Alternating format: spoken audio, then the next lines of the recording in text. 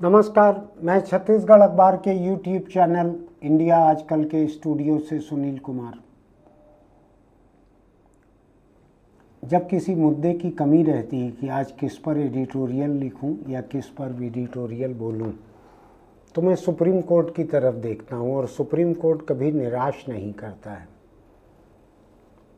अभी बीते कल शुक्रवार को सुप्रीम कोर्ट ने कर्नाटक के एक व्यक्ति की दायर की गई याचिका को खारिज कर दिया, जिसमें अंतर्राष्ट्रीय साहित्य का एक बड़ा पुरस्कार है, बुकर पुरस्कार, उसको पाने वाली मुस्लिम लेखिका बानू मुश्ताक को दशहरा समारोह, मैसूर का विख्यात दशहरा समारोह, उसके उद्घाटन के लिए आमंत्रित किया गया था। इसका विरोध किया था एक आदमी ने। पहले कर्नाटक हाईकोर्ट में गया, हाईकोर्ट ने उसकी याचिका खारिज कर दी, कहा नहीं इसमें कुछ गलत नहीं है। फिर सुप्रीम कोर्ट गया, हाईकोर्ट के फैसले के खिलाफ सुप्रीम कोर्ट के जजों ने भी इसको खारिज कर दिया। काहे फिजूल की बात है ये। मैसूर दशहरा जो है ये धार्मिक अनुष्ठान नहीं है, ये एक सार्वजनिक कार्यक्रम है, सांस्कृतिक कार्यक्रम है। बात सही है। होली कोई धार्मिक त्यौहार नहीं है, सांस्कृतिक कार्यक्रम है, सामाजिक कार्यक्रम है। सभी धर्मों के लोग मनाते हैं होली। राखी, सभी धर्मों के लोगों में राखी बंधवाई जाती है। कोई हिंदू कार्यक्रम नहीं है, वो हिंदू त्यौहार नहीं है। गणेश चतुर्थी, दुर्गा, पूरा बंगाल में जिन मुस्लिमों को उनका इस्लाम कहता है बुत परस्ती से दूर रहो, ध्यान रखिएगा, प्रतिमाओं की पूजा मत करो कहता है। वही मुस्लिम मूर्तिकार जो हैं बंगाल के, वही गणेश की, देवी की, सरस्वती की, लक्ष्मी की और जितना परिवार है, दुर्गा का जितना परिवार है, कार्तिकेय और क्या है कुछ है नाम, इन सब की प्रतिमाएं वही लोग बनाते हैं। मुस्लिम मूर्तिकार बनाते हैं प्रतिमाओं को जिस पे पूजा होती है। मैं कई बार आपके सामने कह चुका हूं कि मैं बहुत छोटा बच्चा था, शायद 7 साल का, 8 साल का। तब से हमारे मोहल्ले में जलील नाम का एक मुस्लिम लड़का था। वही अकेले अपने दम पे गणेशोत्सव की तैयारी करता था। एक एक घर में जाके 1-1 रुपए की रसीद काटता था।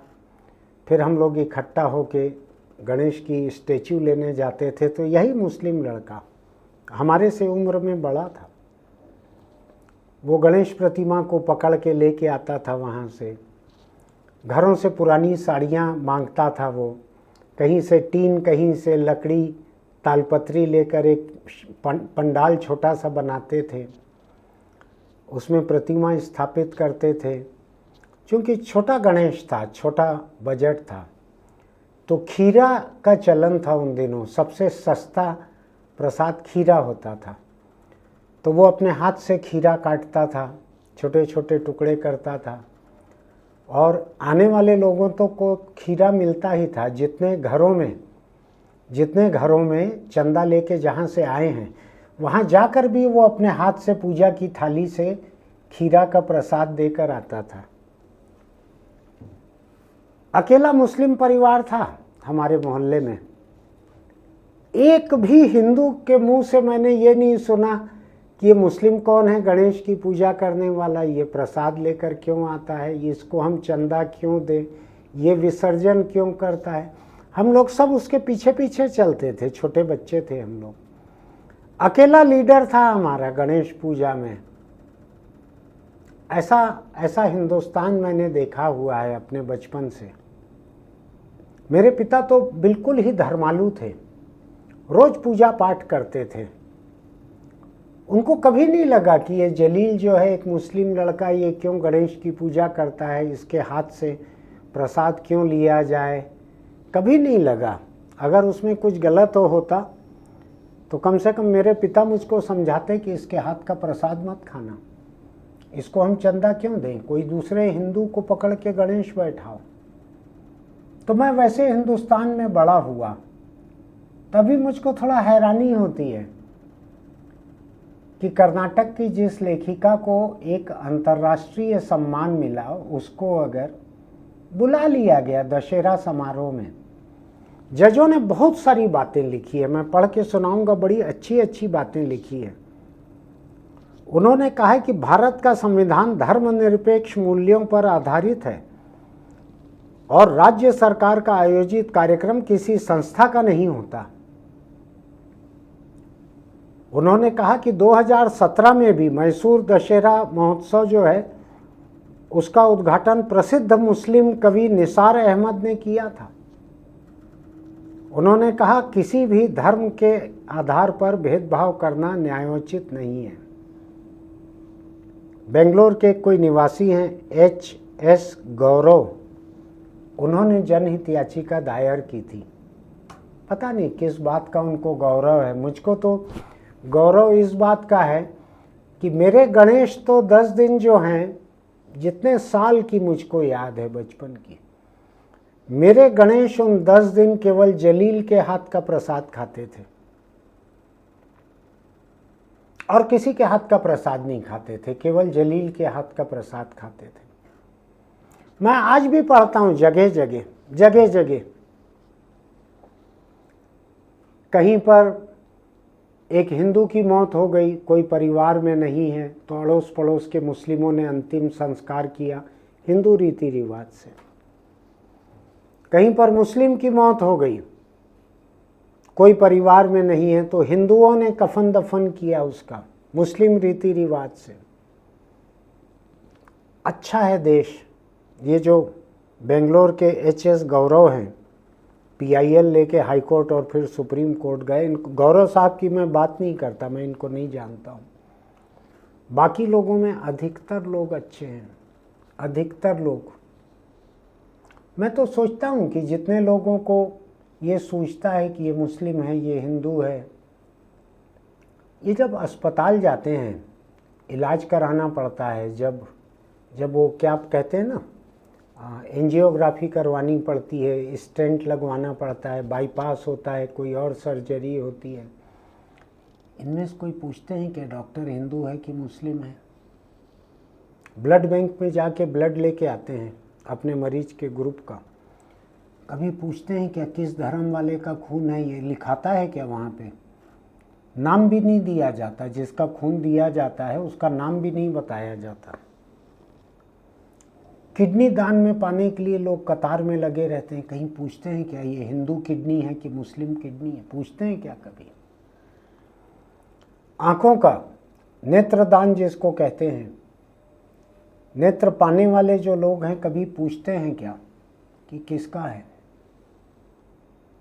लेकिन जब सार्वजनिक रूप से एक बवाल खड़ा करना हो तो बहुत सारे लोग चले जाते हैं।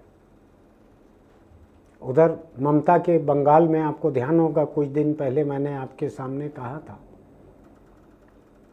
कि एक कार्यक्रम होना था साहित्य का वहाँ पर, जिसमें जावेद अख्तर को बुलाया गया था। तो बंगाल के जितने कठमुल्ला हैं उन लोगों ने इसका विरोध किया था कि ये तो अपने आप को नास्तिक कहता है जावेद अख्तर, तो ये उर्दू के कार्यक्रम में इसको कैसे बुलाया जा सकता है? आपको ध्यान है मैंने उसके खिलाफ कहा था कि उर्दू का किसी धर्म से क्या लेना देना, और सरकारी खर्च पे कार्यक्रम हो रहा था, उर्दू अकादमी के खर्च पे सरकार की है, उसका क्या लेना देना किसी धर्म से? न धर्म का भाषा से लेना देना, न सरकार के खजाने का धर्म से लेना देना। लेकिन कार्यक्रम रद्द कर दिया था डर संभल के, कार्यक्रम रद्द कर दिया था डर सहम के ममता बनर्जी की सरकार ने। अच्छा किया जो कर्नाटक की गवर्नमेंट कांग्रेस की है, अड़ी हुई है कि नहीं, हमको ये बानू मुश्ताक के हाथ से उद्घाटन कराने में कोई दिक्कत नहीं है। सुप्रीम कोर्ट ने कहा है कि यह सांस्कृतिक है, ये पूरा आयोजन धार्मिक अनुष्ठान नहीं है। मैं याद कर रहा हूँ दिल्ली में रामलीला मैदान, जिसमें परंपरागत रूप से दशहरा मनाने के लिए प्रधानमंत्री को बुलाया जाता है, प्रधानमंत्री के हाथ से ही प्रतीकात्मक तीर धनुष देकर छुड़वाया जाता है तीर, और फिर रावण के पुतले जलते हैं, ध्यान होगा आपको। कई जात धर्म के लोग रहे प्रधानमंत्री, आपको ध्यान होगा, सोनिया गांधी जन्म से ईसाई, कितने ही बार उनको उस कार्यक्रम में बुलाया गया। मनमोहन सिंह सिख थे, जन्म से हिंदू नहीं थे, बाद में भी हिंदू नहीं थे, सिख ही थे। उनसे कितनी बार तीर चलवाया गया, उनका क्या लेना देना था अगर ये हिंदू धर्म का त्यौहार है दशहरा। तो सुप्रीम कोर्ट ने कहा है कि ये बुराई पर अच्छाई की जीत का त्यौहार है। ये जो दशहरा देखने पहुंचते हैं जलते हुए लोग, तो बुत तो प्रतिबंधित है इस्लाम में, न पूजा करना है, न देखना है, न कुछ करना है। क्यों जाते हैं? बहुत सारे मुसलमान जाते हैं देखने। तो ये बकवास जो है इस देश में धर्म के नाम पर जरा जरा से मुद्दे को लेकर इस देश के माहौल को खराब करने के लिए, ये तो सुप्रीम कोर्ट का अच्छा फैसला आया है। मैं तारीफ करूंगा जजों की कि उन्होंने बड़ा हौसला दिखाया है, खुलकर साफ साफ कहा है, पूरा खारिज कर दिया उन्होंने कहा कि सरकार का फैसला ठीक है, इसमें कोई आपत्ति नहीं दिख रही है हमको। मैं बहुत ज़्यादा अदालती फैसले को पढ़ना नहीं चाहता, मुद्दे की मेरी बात धरी रह जाए कि मैं उससे पूरी तरह सहमत हूँ, उसकी तारीफ कर रहा हूँ। लेकिन ध्यान रखिएगा इस बात को, जो बदनीयत लोग रहते हैं वो कहीं भी बहाना ढूंढकर कोई ना कोई बखेड़ा खड़ा करने के चक्कर में लगे रहते हैं, कोई ना कोई बखेड़ा खड़ा करने के चक्कर में लगे रहते हैं। ये धार्मिक प्रतीक किसी अधिक काम नहीं आते हैं। मैं आज की एक खबर पढ़ रहा था, इससे लेना देना बिल्कुल भी नहीं है, एक खबर पढ़ रहा था, सोच रहा हूँ 2 लाइन की खबर है, उसको पढ़ के आपको सुनाऊं। 2 लाइन की खबर है, सुनिएगा, बड़ी नहीं है, छोटी सी है। अयोध्या में सेक्स रैकेट चल रहा था। यह सब पुलिस चौकी से 500 मीटर की दूरी पर रानी सती गेस्ट हाउस में चल रहा था। कल रात 11 बजे पुलिस ने छापा मारा तो 11 लड़कियां मिली। ये लड़कियां गोरखपुर और बिहार साइड की हैं। इस सेक्स रैकेट को चलाने वाला गणेश अग्रवाल था, जिसे पुलिस ने गिरफ्तार किया। मैं समाचार से ये हिस्सा ज्यों का त्यों निकाल कर लाया हूँ, और अभी यहाँ बोलने के लिए नहीं लाया, एक दूसरी वजह से लाया। इसको थोड़ा देखिएगा। अयोध्या, आप जानते हैं महत्व को। मेरे पिता राम के भक्त रहे, पूरे जीवन पूजा करते रहे। उन्हीं राम की जन्मभूमि है अयोध्या में। उस अयोध्या में ये सेक्स रैकेट चल रहा है। योगी का राज है, जान लीजिए। मेरा शहर नहीं है अयोध्या, मैं मेयर नहीं हूँ। योगी आदित्यनाथ मुख्यमंत्री हैं उस इलाके के, उनका राज है। अयोध्या में सेक्स रैकेट चल रहा था। बदनामी हो रही है कि नहीं अयोध्या की? पुलिस चौकी से 500 मीटर की दूरी पे था। मुख्यमंत्री योगी आदित्यनाथ है, याद रखिएगा, मैं नहीं हूं मुख्यमंत्री। रानी सती गेस्ट हाउस में चल रहा था। रानी सती आप जानते हैं, राजस्थान की मान्यता है, किसी सती को लेकर राजस्थान मूल के लोग जो हैं, जगह जगह उन्होंने देश में सती मंदिर भी बनवाए हैं, पूजा करते हैं वहाँ सती की। अभी चलन गनीमत की खत्म हो गया है किसी को सती बनाने का, लेकिन ये धर्म से जुड़ा हुआ शब्द है, रानी सती गेस्ट हाउस। नाम देखिए, जिसने नाम रखा है गेस्ट हाउस का, रानी सती गेस्ट हाउस, अयोध्या में चला रहा है, नाम रखा है रानी सती गेस्ट हाउस। चल रहा है वहाँ पे देह का धंधा, प्रॉस्टिट्यूशन, सेक्स रैकेट। पुलिस ने रात 11 बजे छापा मारा, 11 लड़कियां मिली। है लड़कियां गोरखपुर और बिहार की हैं। गोरखपुर कौन सी जगह है अगर आपको याद नहीं होगा तो उत्तर प्रदेश का ही है गोरखपुर। याद है आपको कुछ? योगी आदित्यनाथ का घर है गोरखपुर, वहाँ की लड़कियां हैं। सेक्स रैकेट को चलाने वाला गणेश अग्रवाल नाम का था। माँ बाप ने कितना सोच के इसका नाम गणेश रखा होगा। अग्रवाल एक व्यापारी समुदाय है, हिंदू समुदाय है। काम क्या कर रहा था, गिरफ्तार हुआ। यूपी की पुलिस की दी हुई जानकारी है, मेरा गढ़ा हुआ नहीं है। तो मेरा ये कहना है, धार्मिक नामों से कुछ नहीं होता, आपके काम से सब कुछ होता है। ये नाम तो इसमें सारे के सारे पूजनीय और धार्मिक नाम हैं, जो 4 लाइन की खबर मैं आपको बता रहा हूँ। इसमें अयोध्या है, रानी सती गेस्ट हाउस है, योगी का गोरखपुर है, गणेश अग्रवाल है, सब कुछ हिंदू देवी देवता पूजा के लायक है। मठ है बहुत बड़ा गोरखपुर में, जहाँ से योगी आदित्यनाथ आते हैं। क्या होता है नाम से? आप सोच के देखिएगा, देश में धर्म के नाम को लेके तनातनी करने की क्या ज़रूरत है? इतनी क्या ज़रूरत है इतनी? जो दूसरे धर्म के लोग आ रहे हैं वो ये सोचें कि ये किसी और धर्म के लोग मुझको बुला रहे हैं, मुझको जाना चाहिए या नहीं। जो आ रहे हैं उनको आपत्ति नहीं है, आपको आपत्ति है कि इनको क्यों बुलाया जा रहा है।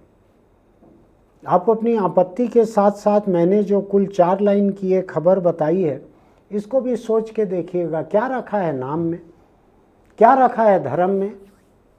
ये यूपी में तो सभी कुछ है, राज्य ही पूरा हिंदू मुख्यमंत्री का है, क्या रखा है? देख रहे हैं ये खबर जो पढ़ के सुना रहा हूं मैं आपको। इतनी नफरत मत फैलाइए धर्म के नाम पर। मैंने अभी किसी एक जगह का सुना है, एक गांव है, सारे मुस्लिम गांव छोड़ के चले गए, मस्जिद रह गई। सारे मुस्लिम गांव छोड़ के चले गए, मस्जिद रह गई। अब मस्जिद उजाड़ ना हो तो क्या करें? गांव के हिंदू रोज झाड़ू लगाते हैं उस मस्जिद में।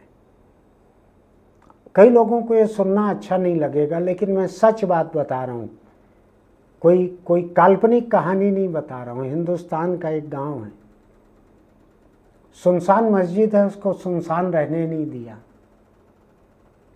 हिंदू वहाँ झाड़ू लगाते हैं, लेकिन नमाज पढ़ना तो आता नहीं है। तो पेन ड्राइव पे एक म्यूज़िक सिस्टम पे स्पीकर या लाउड स्पीकर लगा के दिन में 5 बार अजान नमाज जो कुछ भी होता होगा वहाँ, मुझको बहुत बारीकी से नहीं मालूम है, दिन में 5 बार हिंदू करते हैं धार्मिक भावना से। उनका धर्म नहीं है ये। आपको क्या लगता है कि ये तो सांस्कृतिक कार्यक्रम है दशहरे का, जो दिल्ली में दूसरे प्रदेशों में जो होता है, जिसमें रमज़ान के महीने में जो रोज़ा रखते हैं, उपवास रखते हैं मुस्लिम दिन भर, उनका उपवास तोड़ने के लिए जो इफ्तार दावत होती है कि लोग अब शाम को कुछ खाते हैं तो उनके लिए दावत रखी जाए। मैं खिलाफ हूँ सरकारी पैसे पे दावत, लेकिन देश की परंपरा को बता रहा हूँ। चाहे अटल बिहारी प्रधानमंत्री रहे हों, चाहे वो विपक्ष में रहे हों, वो जाते रहे दावतों में, मुझको ध्यान है, जाते रहे वो। चाहे कोई प्रधानमंत्री रहे हों, किसी राज्य के मुख्यमंत्री रहे हों, हाल फिलहाल का मैं नहीं कह रहा हूँ, पहले का कह रहा हूँ। हर मंत्री, हर प्रधानमंत्री,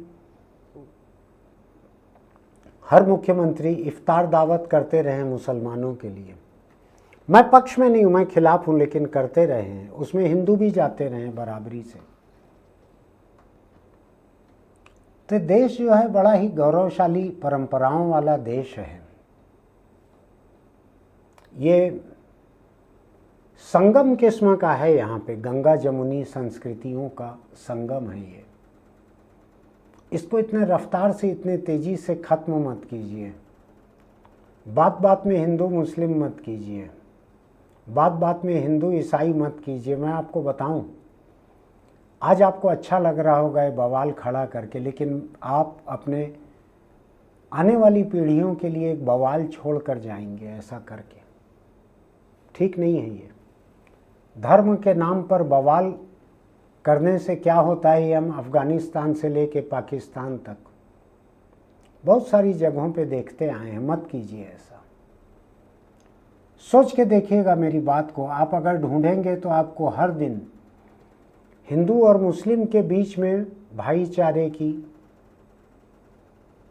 कोई न कोई ऐसी घटना मिलेगी, बहनों के रिश्ते की कोई न कोई घटना मिलेगी, आपको ऐसी खबरें मिलेगी कि एक मुस्लिम महिला ने हिंदू बच्चे को दूध पिलाया क्योंकि उसकी माँ गुजर गई थी, या हिंदू महिला ने मुस्लिम बच्चे को दूध पिलाया क्योंकि उसकी मुस्लिम माँ गुजर गई थी। अनगिनत कहानियाँ अच्छी हैं। इनमें ये जो कर्नाटक का एक गौरव है जो सुप्रीम कोर्ट तक गया था, ठीक है, नाम पर मुझको आपत्ति नहीं है, माँ बाप ने दिया है। मत पड़िए ऐसे चक्कर में, अपने बच्चों के लिए एक बेहतर हिंदुस्तान छोड़ कर जाइए। फिर मिलेंगे। चलते चलते छोटी सी सलाह, अगर आपको बीड़ी, सिगरेट, गुटखा, तम्बाकू अच्छा लगता है तो छोड़ दीजिए, वरना कैंसर आपको नहीं छोड़ेगा और कैंसर से बहुत बहुत बुरी मौत होती है। आज हमारे सामने यहाँ बोलने के लिए एक विषय और था।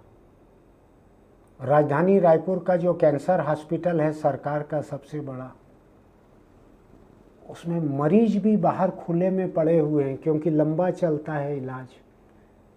मरीज बाहर खुले में पड़े हुए हैं। अगर आपके पास अपार पैसा है, अगर आप मुंबई जा सकते हैं इलाज कराने रहने के लिए, तो भी कैंसर के इलाज की सीमाएं हैं। आपके बदन को काट के उसके चिथड़े निकाल कर कहीं का पैबंद कहीं पर जोड़ेंगे, कहीं से हड्डी निकाल कर जबड़ा बनाएंगे। और मैं गरीबों को देखता हूँ सबसे ज़्यादा गुटखा खाते रहते हैं, बीड़ी सिगरेट पीते हैं, मुंह में तम्बाकू चबाए दबाए रहते हैं, सड़क किनारे बैठ के गुड़ाखू करते रहते हैं। आज की ही खबर है किसी अखबार की, मैं कोशिश करूंगा कि मेरे एडिटर आपको उस खबर की कतरन भी मेरी इस बात के साथ दिखा दें। कैंसर के मरीज खुले में पड़े हैं। ये राजधानी के सबसे बड़े कैंसर अस्पताल का हाल है। कल तक हो सकता है हाईकोर्ट इसका नोटिस ले ले और सरकार को एक बार और कटघरे में बुला ले, लेकिन आप उस चक्कर में मत पड़िए। अपने आप को बचा के रखिए अपने परिवार के लिए। फिर मिलेंगे। आपको मेरी बातें ठीक लगती हैं, जायज़ लगती हैं, तो हमारे YouTube चैनल इंडिया आजकल को सब्सक्राइब कीजिएगा, नोटिफिकेशन की बटन दबाइए, लाइक कीजिए, टिप्पणी में लिखिए कि मेरी बातें आपको कैसी लगीं, और अपने दोस्तों को भी भेजिएगा। अगर आपको लगता है कि मैं कोई जायज़ बात कर रहा हूँ, आपको लगता है कि मैं नाजायज़ बात कर रहा हूँ, तो बेशक आप मत भेजिए आगे। फिर मिलेंगे।